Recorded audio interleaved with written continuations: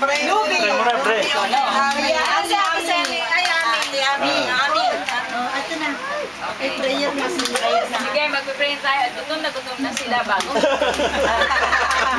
Lord, salamat po, Panginoon, sa araw na ito. Itinataas namin si Lenore sa kanyang kaarawan. Bless her, Panginoon. Marami pang kaarawan na darating sa kanyang buhay.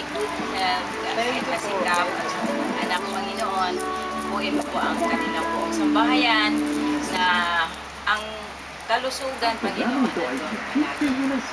i-bless mo din po kami na nandito, nakikisaya sa Kanya, at yung aming pagkain ngayon, blessing for all of us, Panginoon. Sa pangalan ni Jesus, Amen.